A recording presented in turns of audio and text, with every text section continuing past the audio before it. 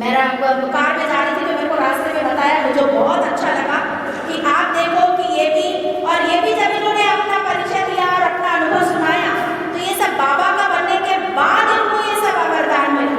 और ये अपना थोड़ा सा परिचय भी आपको देंगे, लेकिन आज देखो बहुत अच्छा शिविर लेकर के आए हैं, ये बहुत अच्छा शिविर कराते हैं। मेरे को इन्होंने कहा कि दीदी मैं भट्टी भी कराता हूँ और शिविर भी कराता हूँ, तो मैंने तो कभी सुना नहीं था, मुझे तो पता नहीं था। तो मुझे ऐसा लगा कि हमें सभी भाई बहनों को इकट्ठा एक साथ बुलाना चाहिए, तभी मजा है। सभी सेंटरों में हम लेके गए, लेकिन हमने इनकी क्लास नहीं कराई, खाली मैंने कहा परिचय दो, बाकी क्लास हम यहाँ कराएंगे। तो यहाँ पर आप सभी इनकी क्लास करने आए और मैंने देखा है कि कैसे बाबा हमेशा इनके साथ रहता है, बाबा की मदद से ही आगे बढ़ते हैं। विघ्न भी इनको इतने आते हैं, सभी विघ्नों को फेस करके ये आगे बढ़ते रहते हैं। तो बाबा की इनको बहुत मदद है। और इसके अलावा भी मैंने देखा है, जब से मैं इनके साथ हूँ 7 दिन से, इतने निर्माण चित्त, इतने सरल चित्त, अहंकार इनको छू भी नहीं सकता है। मैं आपको बताऊं, और कुछ भी खाने पीने में कुछ भी नहीं लेते हैं, ये बस सिंपल दाल चावल रोटी सब्जी। बोले दीदी मैं दूध दही घी मक्खन पकौड़ा पकौड़ी कुछ भी नहीं। हमको तो फिर भी एक टेंशन हो जाती ना कई बार कि भाई इनके लिए अब क्या बनाए, अब क्या बनाए, अब क्या बनाए। सभी जगह जब मैंने बहनों को फोन करके बोला तो हमारी बहनें करी थी, अच्छा पकौड़े नहीं खाएंगे, अच्छा ये नहीं खाएंगे। मैंने कहा नहीं, वो भी नहीं खाते, सिंपल आप बिना तेल का कुछ भी बना दोगे वो ले लेंगे। कोई नाच नखरे नहीं, कोई अक्कड़ बना नहीं, बिल्कुल निरहंकारी सरल चित्त। ओम शांति।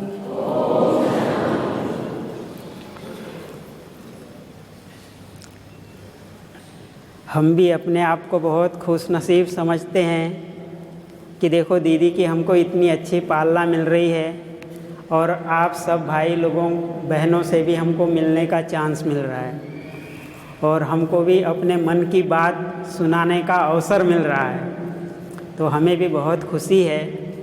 और हम देख रहे हैं कि जब से हम आए हैं तो दीदी हमारे साथ साथ जहाँ भी लेके जाती है और बड़े उमंग उत्साह से खुशी खुशी से, तो हमें बहुत खुशी हो रही है। सेवा करने में बहुत उमंग उत्साह हमें आ रहा है। तो जैसे बाबा ने आज कहा कि मैं बाहर की दुनिया के लोगों की जो सभा को देखा, उन लोगों को देखा तो वो कैसे भिखारी की तरह मांग रहे थे, है ना। तो सब क्या क्या चीज़ें मांग रहे थे कि कोई दर्शन दे दो, है ना, कोई शांति दे दो, कोई सुख चैन दे दो, है ना। इस तरह की कोई शांति के लिए मांग रहा था। तो बाबा ने कहा कि मैं तो स्वराज अधिकारी, जो अधिकारी बच्चे हैं उनकी महफिल में मैं आ गया हूँ, है ना। तो बाबा ने कहा कि अधिकारी बनने का आधार क्या है। तो अधिकारी बनने का आधार है याद। याद और सेवा दो चीज़ है, क्योंकि जब हम ब्राह्मण बनते हैं तो हमारे ब्राह्मण बनने का जो श्वास है वो याद और सेवा ही है। यदि ब्राह्मण जीवन में याद नहीं बाबा की और सेवा नहीं, तो ऐसे समझो जैसे हमारा जीवन मूर्छित है ना। और जो सर्व प्राप्तियाँ होती है वो भी कैसे होती है। सर्व प्राप्तियाँ भी हमें बाबा की याद से होती हैं और जो हम सेवा करते हैं उससे होती है। तो सेवा तो सभी करते हैं, लेकिन कौन सी सेवा से हमको क्या प्राप्ति होगी उसके ऊपर हम थोड़ा सा चिंतन करेंगे और हम थोड़ा सा आप लोगों को अनुभव भी सुनाएंगे उस बीच बीच में। तो जैसे बाबा ने बताया है कि आप 5 प्रकार से सेवा कर सकते हैं। तो पहली सेवा है स्व सेवा। स्व सेवा में क्या है कि जब हम कोई ज्ञान का मनन चिंतन करते हैं, यदि हम अपने में कोई शक्तियों को धारण करने के लिए संकल्प करते हैं या उसका मनन चिंतन करते हैं, यदि हम किसी प्रकार का भी कोई गुण अपने में धारण करते हैं, उसके लिए मनन चिंतन करते हैं, हम मुरली पढ़ते हैं, तो ये सब जो है ये स्व सेवा के अंतर्गत आता है, क्योंकि उस समय हम अपनी खुद की सेवा कर रहे होते हैं। इसलिए बाबा कहते हैं कि स्व परिवर्तन से विश्व परिवर्तन। तो सबसे पहले हमें अपनी सेवा करना भी बहुत जरूरी है। पर सेवा करेंगे तो जो भी हम चिंतन करेंगे उसमें बाबा की याद तो रहेगी ही। इसलिए याद और ये सेवा दोनों बात हो गई। दूसरा है विश्व सेवा।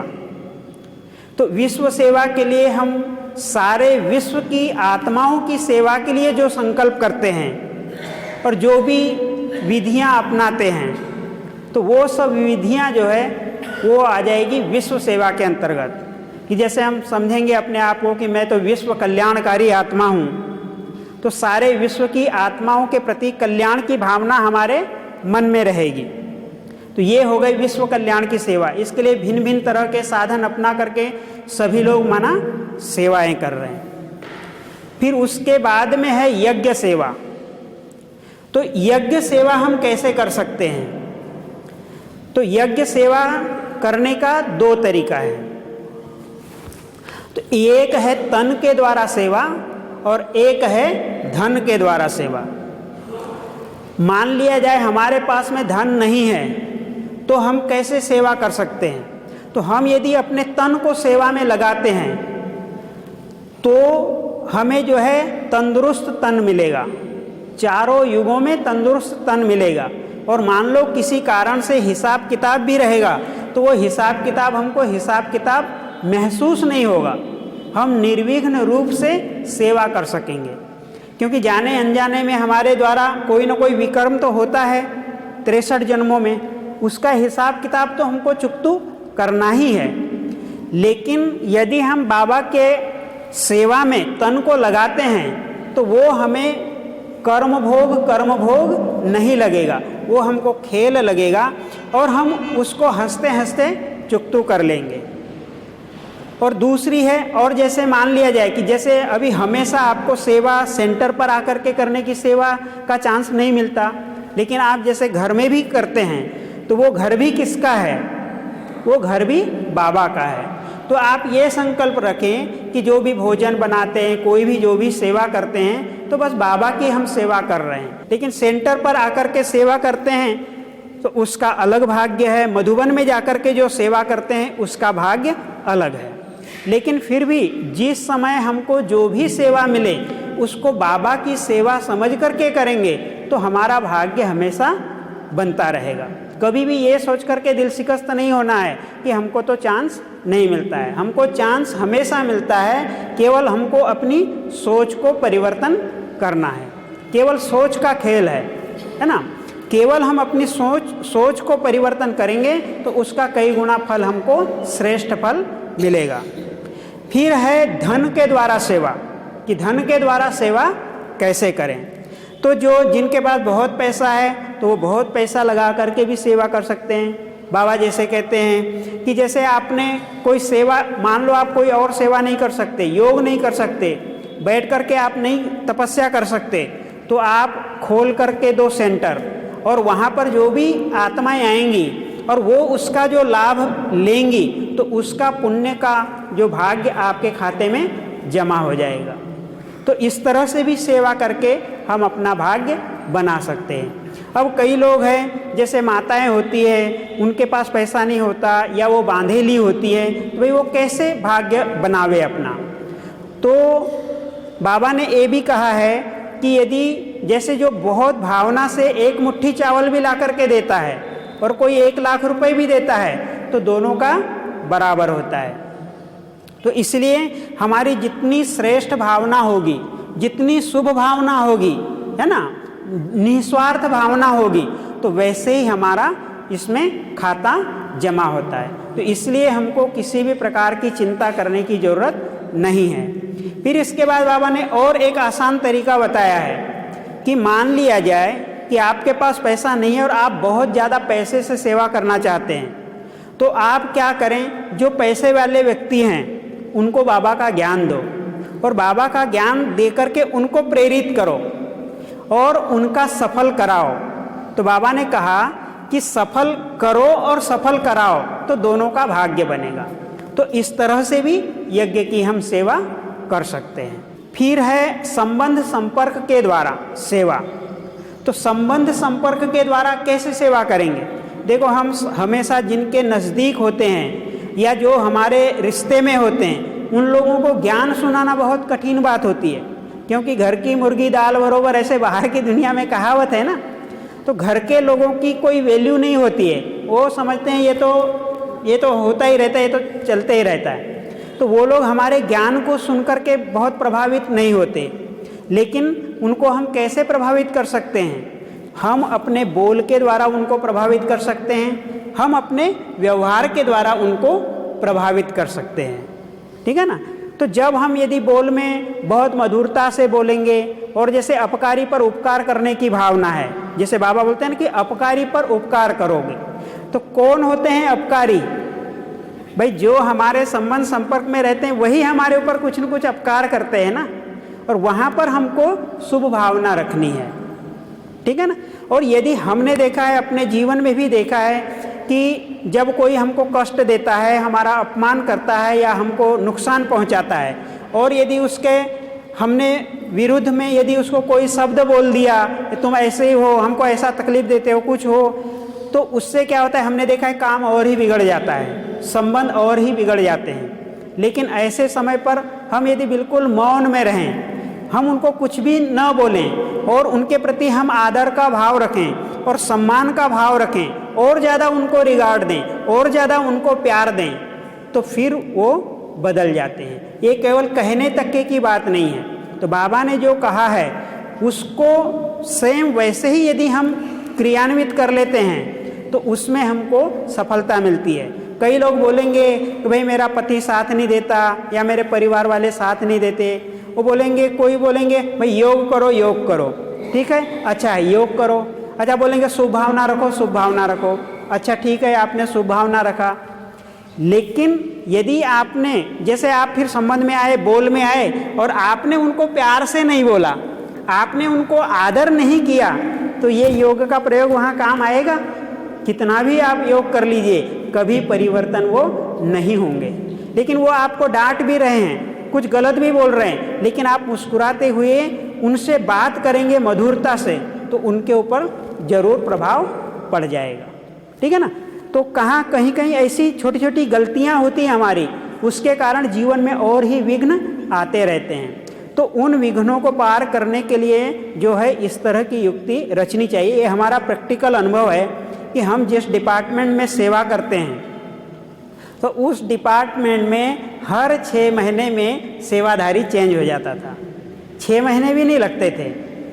और जब हम आए थे पहली बार सेवा में, हम जिस रूम में रुके हुए थे, तो उस रूम में भाई था एक जो हमारी स्थान में वहाँ सेवा करता था। वो रात के 2 बजे से उठ जाता था और बहुत योग करता था, और हम तो 2 बजे नहीं उठते थे उस समय, हम तो 4 बजे के बाद 4 बजे ही उठते थे। और हम बहुत योगी के रूप में वो योग नहीं करते थे, ऐसा सेवा करते हुए चलते फिरते सब योग करते थे। तो वो हमारी बहुत मजाक उड़ाते थे। उनके 2-4 लोग थे जो बहुत 2 बजे उठ करके योग करने जाते थे, तो हमारी मजाक उड़ाते थे, लेकिन हम अंदर बोलते थे कि ठीक है, अच्छी बात है। आप देखिए वो वहाँ से चले गए, और हमने सोचा नहीं था कि हमारी सेवा यहाँ पर लगेगी। हम तो उस समय ज्ञान सरोवर में सेवा कर रहे थे, हमको वहाँ सेवा मिली हुई थी। और ड्रामा देखो कैसा, हमको वहाँ पर फिर बाद में दादी जी ने रखा और सेवा दिया। और जब वहाँ पर हम आए तो हमने जो है दृढ़ संकल्प कर लिया कि मरना तेरी गली में, जीना तेरी गली में, और यहाँ से हम विजयी होकर के ही जाएंगे। और वहाँ पर बहुत माना हमको समस्याओं का सामना भी करना पड़ा, और उसके बाद हमारा शरीर भी बहुत तकलीफ देने लगा, कष्ट देने लगा, बीमारी कुछ प्रारंभ हो गई, और हम 10 सालों तक परेशान रहे। लेकिन जो है कि हमने अपने को परिवर्तन किया, वही स्नेह देना, रिगार्ड देना, और आज देखो हमको वहाँ पर 18 साल हो गए, और हमने सारी बाउंड्रियाँ जो भी ब्रेकर थे सब पार करके आज वही उनका सबका सहयोग मिलता है। आज हम यहाँ पर आए हैं, हमको छुट्टी कैसे मिली? भाई उन हमारे इंचार्ज का सहयोग मिला, तब यहाँ पर हम आ सके। तो इस तरह से है कि जब तक किसी को देंगे नहीं तो हमको मिलेगा कैसे? हम केवल लेना चाहते हैं बस। तो हम सम्मान दें, स्नेह दें, तो सारे विघ्न दूर हो जाते हैं, ये प्रमाण है। फिर है मनसा सेवा। तो मनसा सेवा हम कैसे कर सकते हैं, ये बहुत अच्छा विषय है, और अभी ये इसका एक वो भी चल रहा है कि सब लोग मनसा सेवा के लिए। तो हमने इसके ऊपर चिंतन किया है कि मनसा सेवा कौन कर सकता है, और बाबा ने कहा कि किसी न किसी सेवा में आप बिजी रहो। और जो हमारे 4 सब्जेक्ट है ना, ज्ञान, योग, सेवा, धारणा, तो जैसे हम स्व सेवा करते हैं तो स्व सेवा में ये चारों सब्जेक्ट का ध्यान रखते हुए मनन चिंतन करेंगे, वो भी मनसा सेवा में आ जाएगा। लेकिन मनसा सेवा करने के लिए क्या चाहिए? मनसा सेवा जो है वो है एक संकल्प शक्ति। तो हम संकल्प शक्ति के द्वारा सेवा करते हैं। तो जब हमारे संकल्प एकाग्र होंगे, स्थिर होंगे, बहुत पावरफुल होंगे, हमारे मन में शुभ भावना रहेगी, श्रेष्ठ भावना रहेगी, विश्व परिवर्तन की भावना रहेगी, तब जाकर के हम सेवा कर सकेंगे, मनसा सेवा। यदि एक व्यक्ति के प्रति भी हमारे मन में नफरत की भावना है तो हम मनसा सेवा नहीं कर सकेंगे। क्योंकि जब मन में नफरत की भावना आती है तो हमारे मन के जो वाइब्रेशन है वो दूर तक फैलना चाहिए, वो फैलेंगे नहीं, वो सब अवरोध पैदा हो जाता है और वो वाइब्रेशन फैलेंगे ही नहीं। और जब हम मन में शुभ भावना रखते हैं तो हमारे वाइब्रेशन बहुत दूर तक फैलते हैं, बहुत तेज गति से और शक्तिशाली स्थिति में फैलते हैं, है ना। तो इसलिए सबसे पहले हमको ये बात ध्यान देना है कि हमारे मन की स्थिति कैसे है, हमारे मन में कौन से संकल्प चल रहे हैं, शुभ भावना के हैं, अपकारी पर उपकार की भावना के हैं, विश्व कल्याण की भावना के हैं। कई बार हम ये सोचते हैं कि भाई हमारे परिवार का कल्याण हो जाए, हमारा परिवार वाले ज्ञान में चल जाएं, लेकिन हमको ये सोचना है कि परिवार वालों को तो सोचना ही है, लेकिन उसके साथ में हमको ये सोचना है कि सारे विश्व की आत्माओं को ज्ञान मिल रहा है ना, सारे विश्व की आत्माओं का कल्याण हो रहा है, सारे विश्व की आत्माएं सुखी हो गई, तो उसके साथ साथ क्या है, सभी का कल्याण होगा। और जब हम हद में सोचते हैं तो हमको थोड़ा मिलता है, लेकिन जब हम बेहद में सोचेंगे तो हमको बहुत ज़्यादा हमारे को रिटर्न में मिलेगा और हमको सफलता ज़्यादा मिलेगी। हम कई बार जब भी क्लास कराते हैं तो ये एक बात ज़रूर बताते हैं कि देखो, सारे विश्व की आत्माओं के प्रति शुभ भावना रखना कोई कठिन बात नहीं है, गांव वालों के प्रति शुभ भावना रखना कोई कठिन बात नहीं है, लेकिन हमको परिवर्तन करना और शुभ भावना रखना कहाँ पर कठिन होता है? जहाँ पर हम 2 लोग या 4 लोग आपस में होते हैं। और जब तक हम विश्व के प्रति कितनी भी शुभ भावना रख लें, लेकिन जब तक ये साथ में रहने वालों के प्रति हमारा स्नेह नहीं मिलेगा, हमारे मन में बिल्कुल शुभ भावना नहीं रहेगी, तब तक हमारा मन जो है, हमारे मन की शक्ति फैल नहीं सकती है। ठीक है ना। तो हमको इसी बात पर ज़्यादा पुरुषार्थ करना है कि जो भी हैं, भले ही कोई हमको गाली भी देता है, भले ही हमको कोई नुकसान भी पहुंचाता है, हमारा अपमान करता है, हमारा मनोबल गिराता है, हमको आगे बढ़ने से रोकता है, लेकिन उसके लिए हमारे मन में कोई भी दुर्भावना ना आवे, उसके लिए कल्याण की ही भावना आवे। और इसका आप परिणाम देखेंगे कि आप कभी भी पीछे नहीं आएंगे, आप आगे ही बढ़ते जाएंगे, चाहे सारी दुनिया आपको आकर के रोकना शुरू कर दे, लेकिन आप शुभ भावना रखिए। शुभ भावना में इतनी शक्ति है कि आप कभी भी रुक नहीं सकेंगे, कभी भी आपकी हार नहीं होगी, विजय आपका जन्मसिद्ध अधिकार बन जाएगा। ये हमारा अनुभव है। तो इस तरह से शुभ भावना के लिए, और हमको अपने मन को व्यर्थ से मुक्त रखना है ना। जो क्या क्यों के क्वेश्चन आते हैं, कई प्रकार की निगेटिव बातें आती हैं, तो हमको निगेटिव को सोचना बंद कर देना है, केवल सकारात्मक पॉजिटिव सोचना है। और इस सोचने से क्या होगा, आपका तन भी स्वस्थ होगा और मन भी स्वस्थ होगा, है ना। दोनों प्रकार का इसके ऊपर प्रभाव पड़ेगा। क्योंकि देखो, कोई भी परिस्थिति आती है, आप देखो अभी आप तो यहाँ पर खुशी से हैं, आपको कोई संदेश आ गया कि आपके घर में कोई सीरियस बीमार हो गया, तो क्या होगा? अभी आपकी श्रेष्ठ स्थिति है, लेकिन वो संकल्प जैसे ही आया तो आपकी स्थिति डगमग होने लगेगी, हलचल में आ जाएगी। तो आधार क्या हुआ? केवल एक संकल्प आधार है कि आपके सोच में परिवर्तन आया, फिर आपको वहाँ पर घबराहट होने लगेगी, आपका बीपी बढ़ जाएगा, है ना, कई को हार्ट अटैक भी हो जाता है। तो इससे क्या हुआ? सोच बदले, स्वस्थ रहे। सही बात है या नहीं है? तो इसलिए हमको अपनी सोच को पावरफुल बनाना है। अभी तो इतने हम यहाँ पर सिंपल आसानी से बैठे हैं, लेकिन बाबा ने क्या कहा है कि अभी तो मुसीबतों के पहाड़ और गिरेंगे।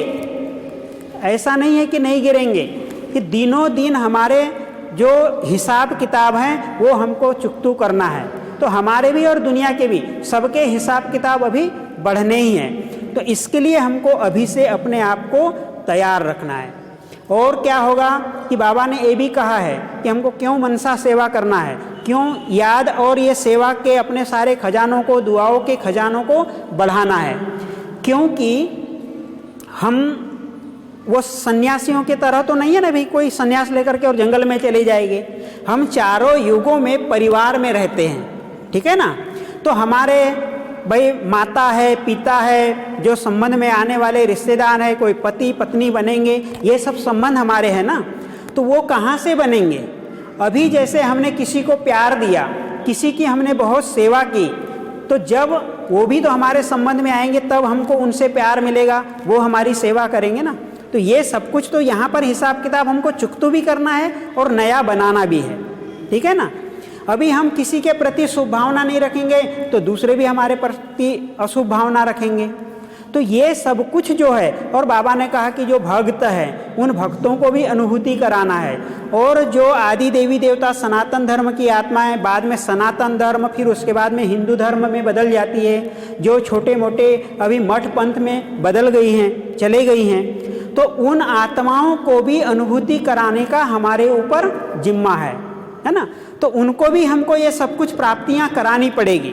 अभी तो 9 लाख आत्माएं तैयार हो रही है, इसलिए सब ऐसे पढ़ाई पढ़ रही है और वो सब परमात्मा से डायरेक्ट ज्ञान लेकर के पढ़ाई पढ़ रही है। लेकिन जो 9 लखा हार का गायन है, तो जो 9 लाख आत्मा है वो बहुत शक्तिशाली आत्मा है, उसकी प्रजा है, उनका परिवार है, उनके भक्त हैं, और वो सब दूसरे धर्म की आत्माओं के भी वो आधार मूर्त हैं। तो उन सभी धर्म की आत्माओं को भी हमको सकाश देना है, शक्ति देना है, ठीक है ना।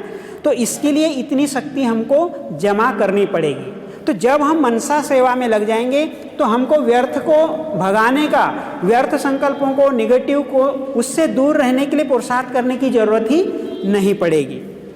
तो इसका एक हम आपको अनुभव बताते हैं कि जब हम मधुबन में आए और उसके बाद हमारा स्वास्थ्य बहुत खराब हो गया। हम कुछ भी खाना खाते थे तो हमको एसिडिटी होती थी, कोई भी दवाइयाँ खाते थे वो हमको और ही नुकसान करती थी। और हमने देखा कि हम तो बहुत खुशी खुशी सेवा करने चाहते थे, लेकिन हम सेवा भी नहीं कर पाते थे। तो हमको ऐसा लगता था कि इतना अच्छा जीवन मिलने के बाद क्या। तो हम बहुत उदास, नर्वस भी हो गए थे। हमने सोच लिया कि अब हमको ये शरीर छोड़ना पड़ेगा, यहाँ तक हमने समझ लिया था। लेकिन हमने सोचा कि जब हम ऐसे निगेटिव संकल्प कर सकते हैं तो क्या हम पॉजिटिव संकल्प नहीं कर सकते हैं। तो बाबा ने कहा कि तुम्हारा शरीर भी चला जाए लेकिन तुम्हारी खुशी न जाए। तो हमने सोचा कि चलो हम तो आज से बस खुशी ही मनाएंगे और खुश रहना है बस। तो हमने संकल्प किया कि मैं संपूर्ण पवित्र और निरोगी आत्मा हूँ, मैं संपूर्ण पवित्र और निरोगी आत्मा हूँ। शुरू में तो हमने इसको जैसे मंत्र की तरह ही पढ़ना शुरू किया, क्योंकि संकल्प में शक्ति नहीं थी तो वो अनुभूति नहीं होती थी। लेकिन जब ऐसे हम उसको बार बार अभ्यास करते रहे तो धीरे धीरे हमें शरीर के अंदर में परिवर्तन आने लगा, हमारे संकल्प के अंदर शक्ति आने लगी, और जो है कि हमारा स्वास्थ्य ठीक होने लगा। और हमने ये बिल्कुल ध्यान रखा कि चाहे कुछ भी हो जाए, कोई दुख का भी ऐसे समय आता था तो हम उसको खुशी में बदल देते थे।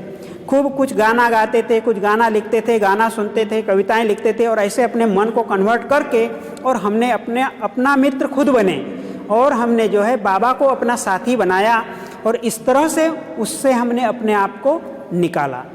तो इससे क्या होगा कि हमको व्यर्थ से हम बच गए। जैसे हम कविता लिखने लगे तो बहुत अच्छी अच्छी कविताएं लिखते थे, और जैसे जिस समय में ऐसी स्थिति होती है, आपके सामने कोई समस्या आती है, परिस्थिति आती है, आपके बुरे दिन आते हैं, तो कोई भी आदमी आपका साथ नहीं देता है, सब आपसे दूरियां बना लेते हैं, ठीक है ना।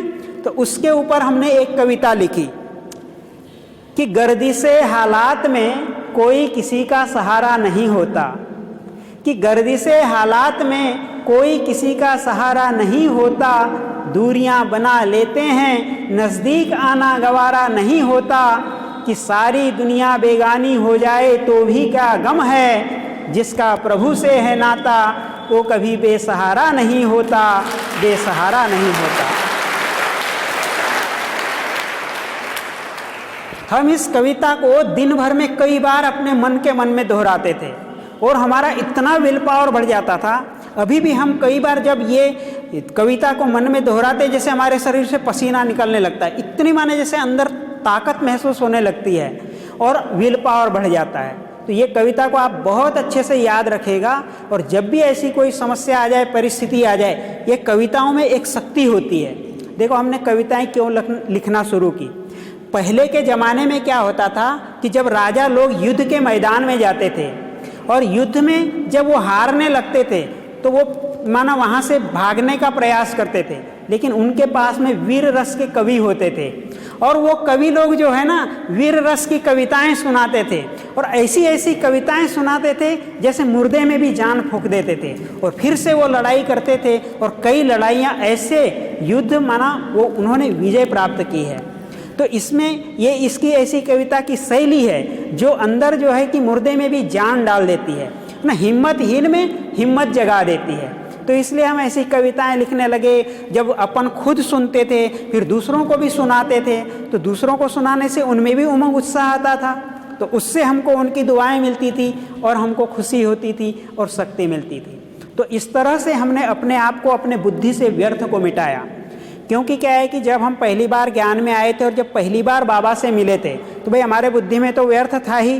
तो बाबा ने उसी समय मुरली में चलाया था और उसकी हेडिंग ये थी कि व्यर्थ को अवॉइड कर अवार्ड लो।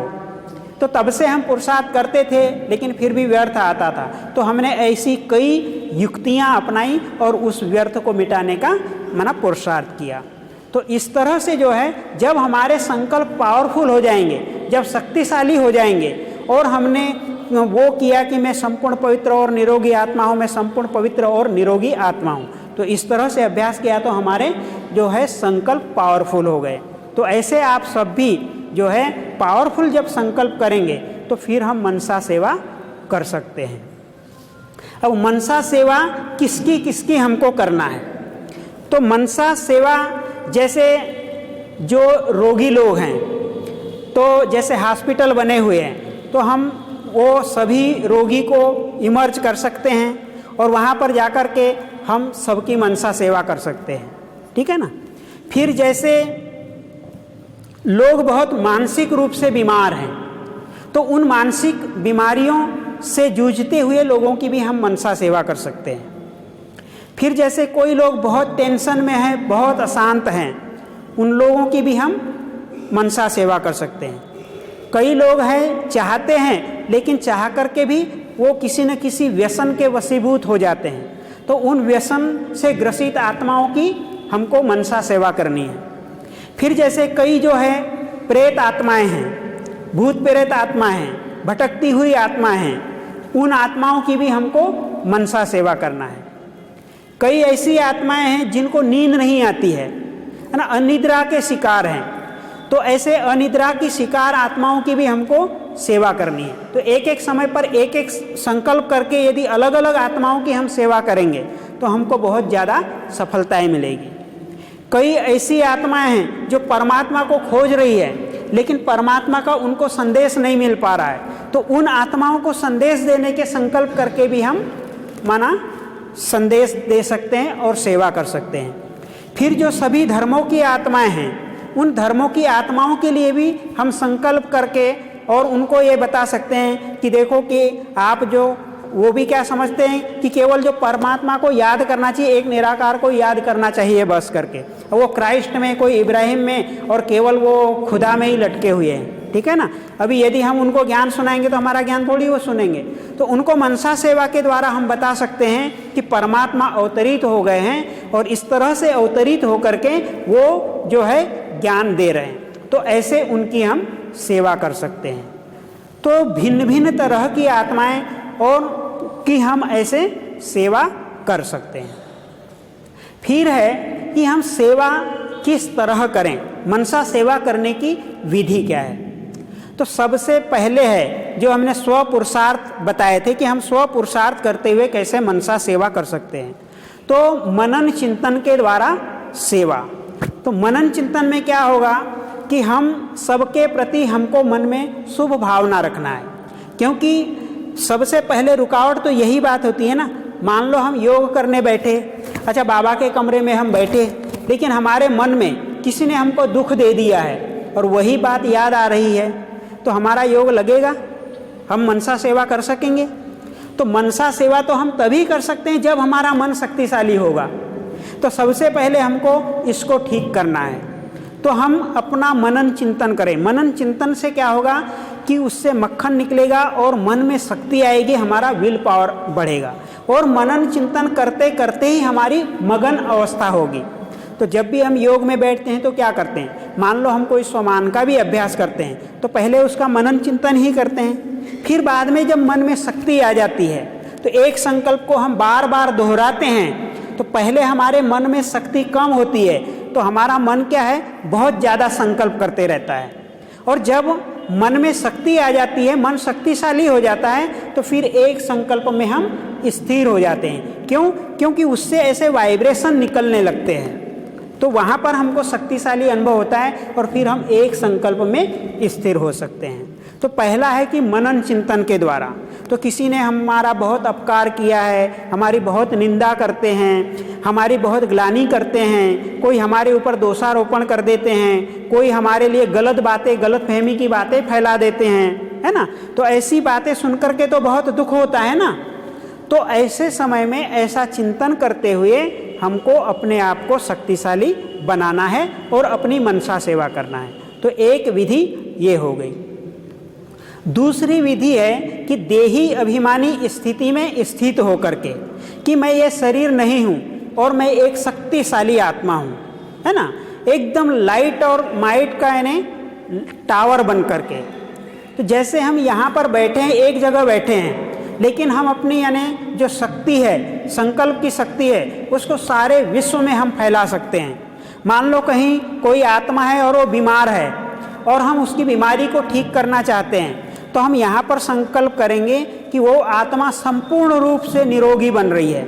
बाबा से हम शक्ति ले रहे हैं और उस आत्मा को शक्ति दे रहे हैं, चाहे उसको पेट की बीमारी है, चाहे उसके पूरे शरीर में कैंसर है या और कोई भी बीमारी है, तो वहाँ पर हम विजुलाइज करके बाबा की पूरी शक्ति दे रहे हैं। तो ऐसे हम देही अभिमानी स्थिति में स्थित होकर के शक्तिशाली टावर बन करके हम उसको शक्ति दे सकते हैं। तो इसके लिए भी शुभ भावना हमारे मन में चाहिए और एक परोपकार की भावना चाहिए, रहम की भावना चाहिए, कल्याण की भावना चाहिए और विश्व कल्याण की भावना चाहिए। तो जब हम ऐसी स्थिति में सेवा करेंगे तो जरूर उनको अनुभूति होगी। फिर बाबा ने कहा है कि अंतःवाहक शरीर के द्वारा भी हम सेवा कर सकते हैं, है ना, जो हमारा फरिश्ता स्वरूप है। तो हम संकल्प करेंगे कि मैं ये शरीर से निकल करके और कहाँ पर भी जा रही हूँ, है ना, कभी किसी देश पर चले गए, कभी समुद्र के किनारे चले गए और वहाँ पर जा कर के हम मना सकाश दे रहे हैं। कई बार हम ऐसा भी कर सकते हैं कि जहाँ पर कहीं भूकंप हो गया है, कहीं एक्सीडेंट हो गया है, वो जगह में जा कर के और हम जो है वो सकाश दे रहे हैं। लेकिन जब हम ऐसे रहेंगे तो हम तो देह से न्यारे होंगे, किसी भी लगाव झुकाव टकराव से न्यारे रहेंगे जब हमारी फरिश्ता स्थिति होगी।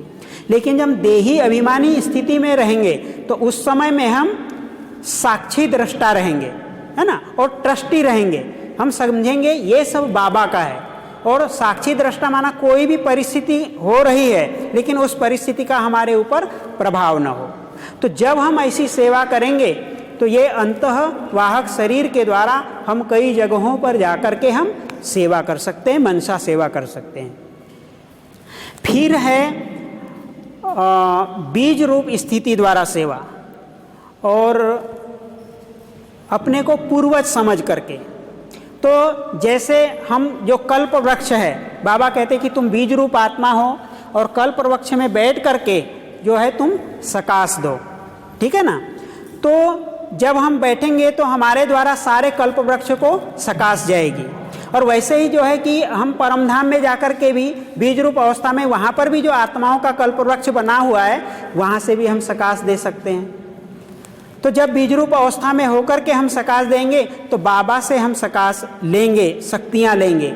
और बाबा ने कहा है कि तुम सर्व संबंधों की सार वाली याद में रहो तो तुम्हारी सकाश बहुत ज़्यादा फैलेगी। तो बाबा से सर्व संबंधों की हम रचना ले सकते हैं, है ना, अलग अलग गुणों की हम संकल्प करके हम वो गुणों और शक्तियों को लेकर के और फिर हम सकाश दे सकते हैं। तो हर पत्ते पत्ते को एक एक जगह वो सकाश जाएगी। फिर उसके बाद में है कि ग्लोब पर बैठ करके सकाश देना। तो जैसे हम सूक्ष्म वतन में पहुंच गए और हम भी फरिश्ता हैं और ब्रह्मा बाबा हमारे पास में है और हम बाबा से शक्तियां ले रहे हैं और पूरे सकाश यानी ग्लोब को दे रहे हैं। और जैसे बाबा ने कहा है कि आप जो है जो आत्माएं ये जो जन्म देंगी योग बल के द्वारा संतान उत्पत्ति करेंगी, तो एडवांस पार्टी की गई हुई आत्माएं हैं, हम उन आत्माओं की भी सेवा कर सकते हैं। क्यों? क्योंकि अभी जैसे ही विनाश होगा और उस समय में फिर जब देवताओं का जन्म होगा तो उस समय में उनको पवित्र गर्भ चाहिए। तो एक तो वो आत्माएं पवित्र है, दूसरा बाबा भी उनको सकाश दे रहे हैं, और तीसरा जब हम ब्राह्मण परिवार की आत्माएं भी उनको सकाश देंगे तो वो भी हमारी एक सेवा होगी। और भी एक सेवा है कि जो साइंस वाले हैं, साइंस के सतयुग में जो निर्माण करेंगे, तो अभी जो निर्माण करते हैं तो उसमें कोई ना कोई साधन बनाते हैं, पर वो अभी सुख देता है, फिर थोड़े समय में दुख देता है। तो वो सुख के ही साधन बने, तो इसके लिए हमको उनको सुख के वाइब्रेशन देने पड़ेंगे, शांति के वाइब्रेशन देने पड़ेंगे। और वो जब सुख शांति के वाइब्रेशन अनुभव करेंगे तो फिर सतयुग में हमारे लिए सब सुख शांति में ऐसे साधन बनाएंगे। तो इस तरह से हम अलग अलग प्रकार की सेवा करके हम वाइब्रेशन दे सकते हैं। तो हमने अपने वहाँ पर जब हम मधुबन में रहते हैं और जब हम इतनी बड़ी ये सेवाएं करते हैं, तो ऐसा तो नहीं कि सब कोई हार फूल लेकर के हमारे लिए तैयार रहते होंगे और भाई करो करो सब बोलते होंगे। भाई विघ्न तो आता है, क्योंकि देखो एक होता है कि हम एक छोटे से सेवाधारी, और हम यदि ऐसा बड़ा कार्य करना चाहते हैं तो बड़े लोगों को हमारे ऊपर भरोसा भी तो होना चाहिए ना कि भाई ये कर सकता है या नहीं कर सकता है। वो बोलेंगे भाई ये हमारा तो एकदम सिंपल, शारीरिक रूप से हमारी ऐसी कोई पर्सनालिटी नहीं है। अच्छा, हम बहुत ज़्यादा बात भी नहीं करते हैं, जब हम किसी से बात करेंगे तभी उसको समझ में आता है कि हाँ भाई ये तू कुछ कर सकता है। और ऐसे यदि सामने देखेगा कोई तो बोलेगा ये तो सिंपल व्यक्ति है, तो कोई एकदम से हमारे ऊपर विश्वास भी नहीं करता था। तो इसलिए हमको थोड़ा संघर्ष तो करना पड़ा अपने को स्थापित करने के लिए, लोगों को अपना विश्वास जीतने के लिए। तो कई बातों में हमको विघ्न आता था। तो जैसे अभी का हम रिजेंट एक विघ्न बताते हैं कि हमने उसको कैसे पार किया। तो हमने इतनी सारी सेवाएं सब चालू कर दी, टीवी पर हमारा प्रोग्राम आने लगा, हम डाइनिंग हॉल में भी सेवा करते हैं, फिर हमको शूटिंग भी करनी है, एडिटिंग भी करनी है, सब कुछ सेवा अकेले को करनी है। तो हमने सोचा कि हमारे साथ डाइनिंग हॉल में यदि एक माताजी सेवाधारी मिल जाए, तो हम यदि थोड़ा आगे हो गए, पीछे हो गए या कहीं गए एक दो दिन के लिए, तो बहन जी के साथ में मदद हो जाएगी, तो हम दोनों सेवाएं बहुत निर्विघ्न रूप से कर लेंगे। तो क्या हुआ कि उसमें लोगों का हमको सहयोग नहीं मिल रहा था। उनका संकल्प ये था कि भाई आपको जो सेवा मिली है वो करो बस। लेकिन हम ये चाहते थे कि हम जो सेवा कर रहे हैं, तो ये हम जो डाइनिंग हॉल की सेवा करते हैं ये सेवा तो कोई भी कर सकता है, लेकिन हम ये जो सेवा कर रहे हैं दूसरी, तो ये सेवा हर व्यक्ति नहीं कर सकता है। तो हम चाहते थे कि हम दोनों सेवा करें। तो बहुत विघ्न आ रहा था, हमने बहुत लोगों से प्रयास किया, हमने दादी जी के पास में जाकर के भी परमिशन ली, वहाँ से भी हमको परमिशन मिल गई, लेकिन फिर भी दूसरे लोग थोड़ा कुछ ना कुछ ऑब्जेक्शन ले रहे थे। हमने फिर प्रयास किया, लेकिन फिर ऐसे विघ्न आते रहे। अंत में हमने देखा कि अब कहाँ पर जाकर के विजयी बने, और हम विजय हासिल करना चाहते थे, वहाँ हम रुकना नहीं चाहते थे। तो हमने सोचा कि ये बात यदि मुन्नी दीदी को बताया जाए तो उनसे हमको अनुमति मिल जाए तो हमारे सारे विघ्न दूर हो जाएंगे। लेकिन आप देखिए कि मुन्नी दीदी के पास जाना और उनसे हाजिर कराना यानी बहुत बड़ी बात है। तो वो इतने बड़े यज्ञ की संभाल करते हैं और उनके बुद्धि में भी तो बहुत सारी समस्याएं होती है, और हमारे जैसे छोटे व्यक्ति को तो जैसे जाएंगे तो वो बोलेंगे भाई आपको जो सेवा मिली है वो करो बस। लेकिन हमने क्या किया, हमने पुरुषार्थ किया, क्योंकि देखो बाहर की दूसरी आत्माओं पर योग का प्रयोग करना सहज है, लेकिन जो योगी आत्माएं हैं उन योगी आत्माओं के ऊपर योग का प्रयोग करना कितनी बड़ी बात है, क्योंकि वो तो पहले से ही शक्तिशाली हैं। जब तक उनसे शक्ति हमारी ज़्यादा नहीं होगी तब तक उन पर हमको कैसे विजय मिल सकती है, ठीक है ना। तो हमने संकल्प किया कि मैं संपूर्ण पवित्र आत्मा हूँ, मैं पवित्रता का सूर्य हूँ, मैं पवित्रता का सूर्य हूँ, और ऐसी सारी माना पूरे वाइब्रेशन फैलाना शुरू किया हमने। और हमने 15 दिन तक के ये अभ्यास किए। और उसके बाद हम गए मुन्नी दीदी के पास और हमने बस एक लाइन में ही बोला कि दीदी हम ऐसी सेवाएं करते हैं और हमको एक सेवाधारी की ज़रूरत है। तो उन्होंने सीधे ही कहा कि हम आपको सेवाधारी दे देंगे लेकिन समर्पित के लिए नहीं देंगे। तो हमने बोला कि ठीक है, हमको नहीं चाहिए, हमको सेवाधारी ही चाहिए। तो उन्होंने बोला कि आप एक जो भाई का नाम लिया उनको जाओ बता दो और उनसे ले लो। तो हमने बोला कि ठीक है। हमने जा कर के उनको बताया, 2 दिन हो गए फिर भी उन्होंने कुछ सुना नहीं, क्योंकि वो एकोमोडेशन का सेवा संभालते हैं, सेवाधारी संभालने वाले दूसरे भाई है। फिर उन्होंने कहा कि भाई हम तो सेवाधारी नहीं संभालते, तो उनको बोलना चाहिए। तो हमने बोले कि आप ये थोड़ा फ़ोन करके पूछ लीजिए। तो नहीं, वो बोले वो करेंगे। अब उनके पास तो बहुत सेवाएं हैं, वो बिजी थे तो वो नहीं हो पाया। फिर बाद में हमने बहुत प्रयास किया, लेकिन फिर से उन्होंने जाकर के मुन्नी दीदी को भी बता दिया कि भाई देखो ये इसको देंगे सेवाधारी तो फिर ये इधर जाएगा उधर जाएगा और बहुत सारी सेवा करेगा। तो ऐसे करके तो फिर विघ्न वहाँ पर आ गया। फिर हमने सोचे अभी हम क्या करें, फिर अब इस विघ्न को बने हुए बिगड़े को कैसे बनाएं। तो फिर वही हमने 15 दिन तक के योग किया और वही माना मैं परम पवित्र आत्मा हूँ, पवित्रता का सूर्य हूँ। और फिर से जाकर के हमने मुन्नी दीदी से बात की कि दीदी देखो हमने इतनी ईमानदारी से सेवा की है आज तक के, और अभी भी हम बहुत ईमानदारी से सेवा करेंगे और थोड़ी भी कामचोरी नहीं करेंगे, और हमको बस सेवाधारी आप दे दीजिए बस ऐसा करके। तो फिर उन्होंने बोला कि ठीक है। फिर उन्होंने जो सेवा देते हैं वो भाई को फ़ोन लगाया और वो कहा कि आप इनको सेवाधारी दे दीजिए। तो उसके बाद में जो है वो हमको सेवाधारी मिल गया और अभी तक के अब हमारी सब निर्विघ्न सेवाएं चल रही हैं।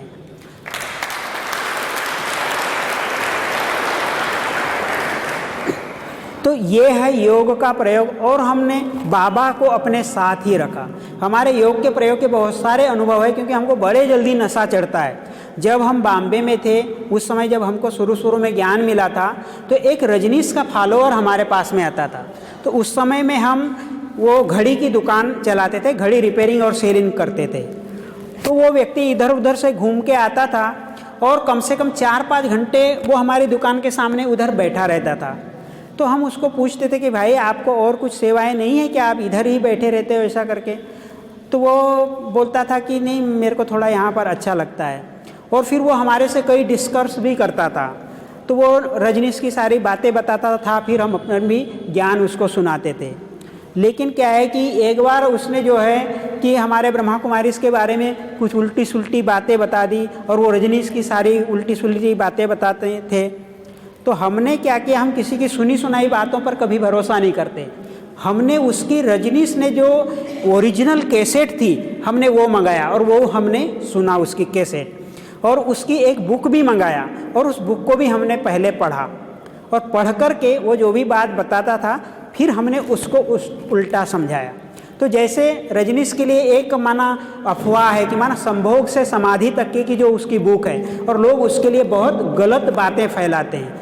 जब हमने उसमें पढ़ा तो रजनीश भी जो है सबसे पहले वो पवित्रता को ही महत्व देता है। वो कहता है कि पवित्रता के बिना कुछ भी नहीं हो सकता है। लेकिन उसने संभोग से समाधि तक की बात क्यों कही कि मान लो तुम विकार के बिना रह ही नहीं सकते हो, तो भले ही आप वो करो, लेकिन वो विकार में जाते समय में भी तुम एक होश में रहो। होश का मतलब क्या है, बाबा क्या कहते कि तुम देही अभिमानी स्थिति में रह करके कर्म करो। आप यदि देही अभिमानी स्थिति में रहेंगे तो आपको कोई गलत कर्म करने की इच्छा होगी नहीं होगी। तो वो केवल होश कहते हैं, और बाबा कहते हैं कि देही अभिमानी स्थिति।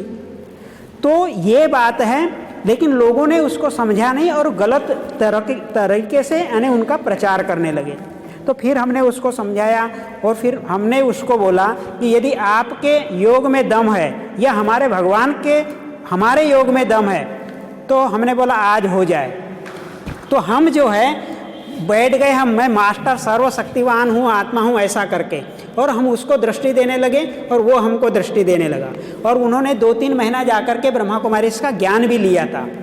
और जब हम इतने पावरफुल योग में माना बैठ गए और हमने देखा कि जैसे ना उसका चेहरा जैसे ऐसे काला काला सा माना पड़ने लगा और जैसे उसको जैसे अंदर से घबराहट सी होने लगी, और आधे घंटे तक हम ऐसा ही योग करते रहे और फिर वो चला गया, ऐसे ही चुपचाप चला गया। और उसके बाद में दूसरे दिन भी आया तो भी बहुत प्यार से मिलता था और भी प्यार से ही बात करता था, माना वो समझ गया। एक बार ऐसे ही हम गए थे, हमको ज्ञान सुनाने का बड़ा शौक़ था, तो एक जो हमारी ग्राहक थी, ये गुजराती बहन, वो घड़ी सुधारने के लिए हमारे पास आई थी। तो हमको बोलती है कि आज हमारे गुरुजी हरिद्वार से आए हैं, तो भाई जी आप हमारे घर पे आना करके। तो हम ऐसा किसी के घर पे जाते नहीं, लेकिन उन्होंने बोला गुरुजी आए हैं, तो हमने बोला हम ज़रूर आएंगे। तो हमने दुकान बंद किया और 9 बजे हम चले गए। तो फिर क्या हुआ कि हम तो उसको संदेश देने के लक्ष्य से गए थे, तो हमने उसकी बहुत सारी बातें सुनी, थोड़ा एकदम अनजान बन कर के उससे माना बातें पूछते रहें और वो सब हमको ज्ञान सुनाते रहे।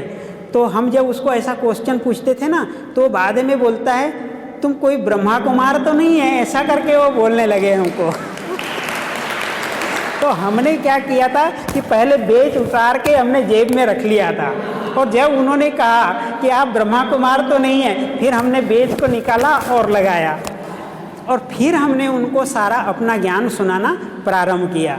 तो जब हमने उनको ज्ञान सुनाया ना, फिर वही ऐसे ही ब्रह्मा कुमारियों को मैंने जैसे गाली जैसे देने लगे, गलत शब्द बोलने लगे ऐसे। तो फिर वहाँ पर भी हमने वही बोला, और एकदम जो है हमने उसको कुछ बोलना बंद कर दिया। वो जब बोलने लगे ना, तो मैं मास्टर सर्वशक्तिवान आत्मा हूँ, ऐसे हम यानी एकदम स्थित हो गए अपने स्वमान में, और उसको बिल्कुल दृष्टि देने लगे।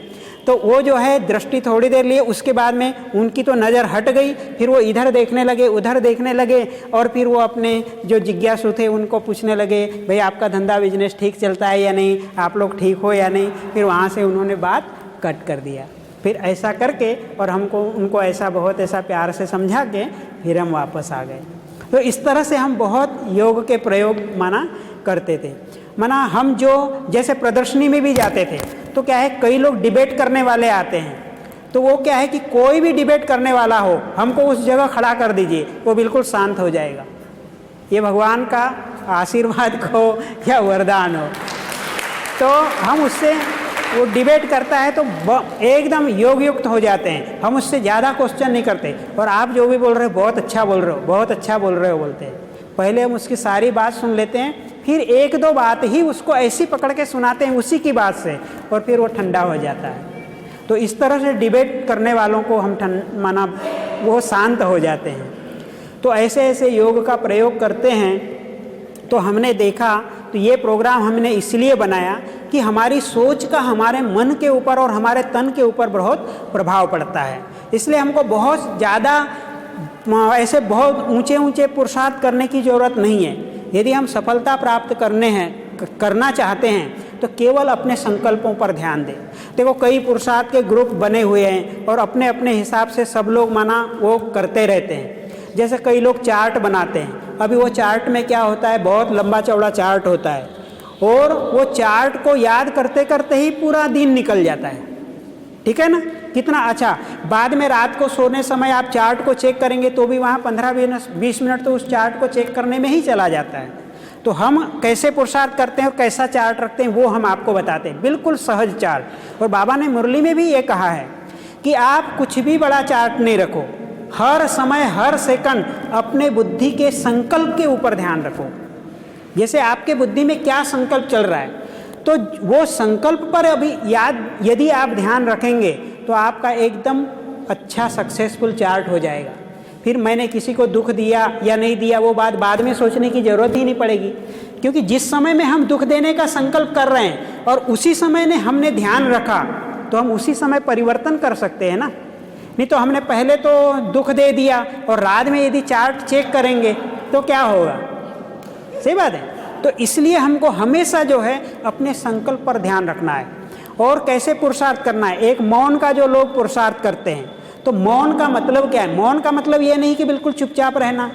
बाबा ने कहा है कि कम बोलो, धीरे बोलो, मीठा बोलो, ये भी मौन है।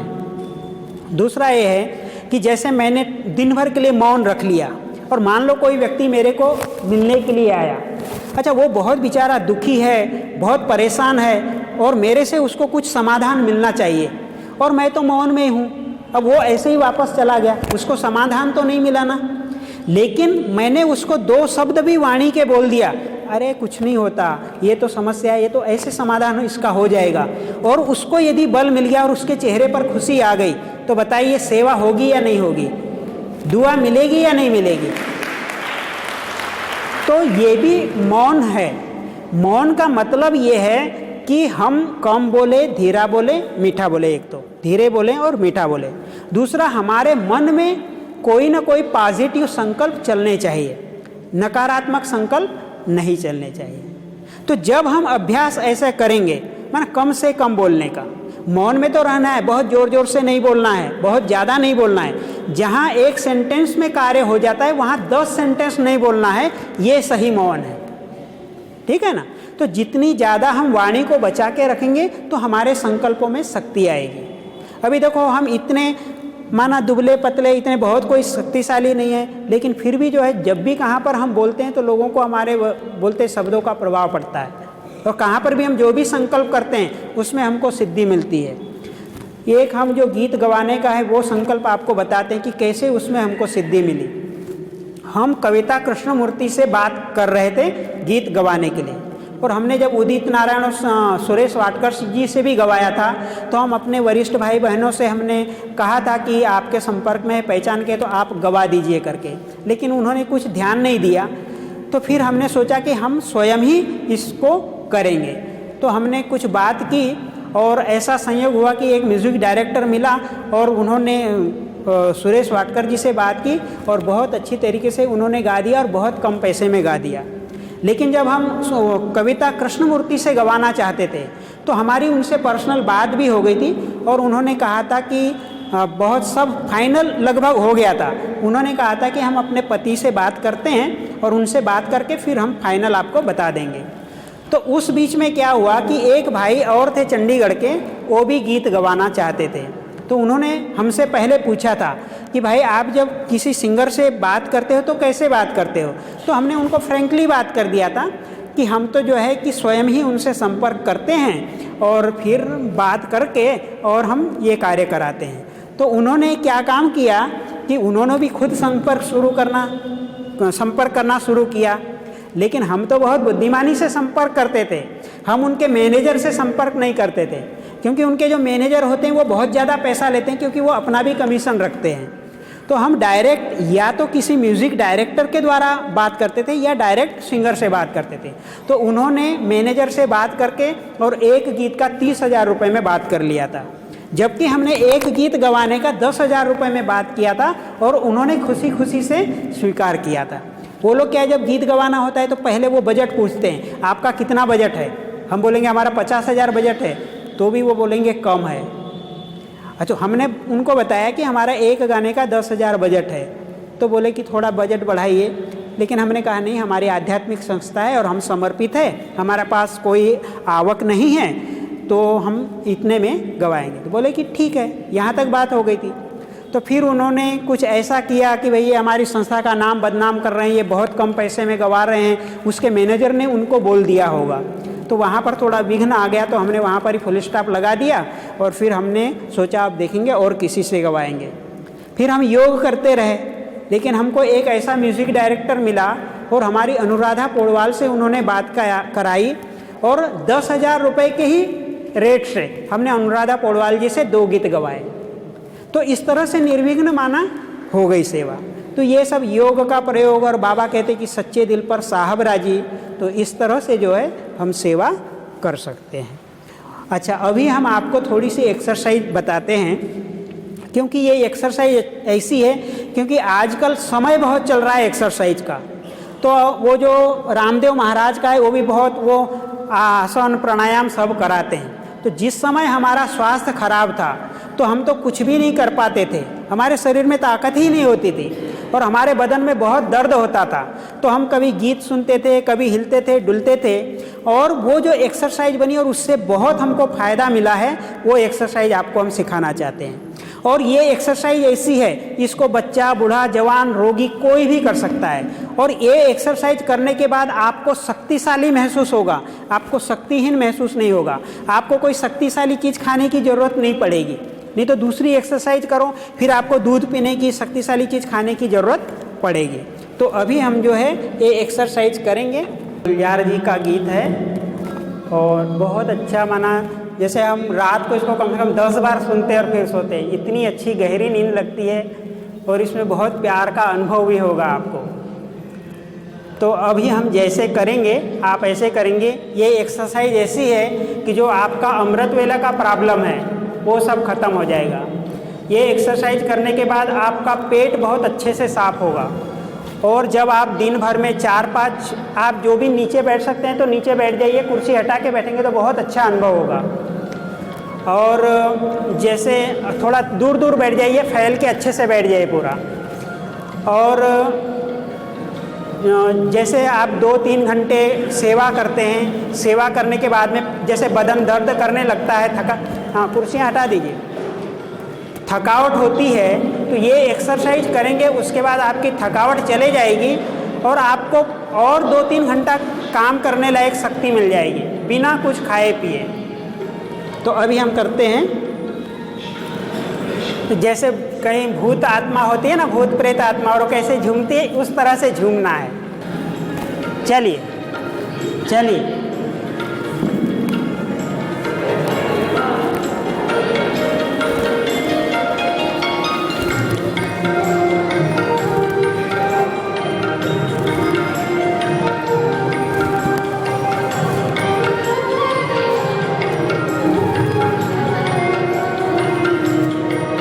अब उल्टी दिशा में घुमाइए, उल्टा।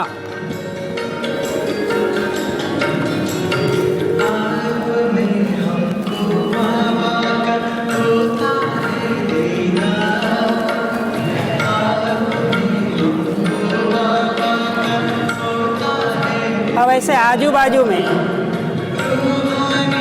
आजू बाजू में।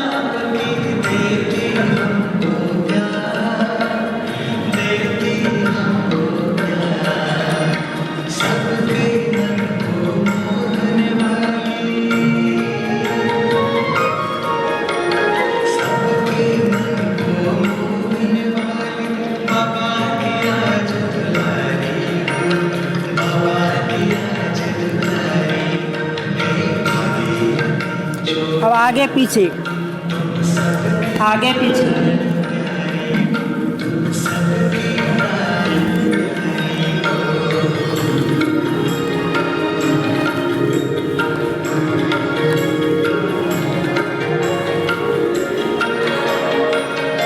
फिर से राउंड।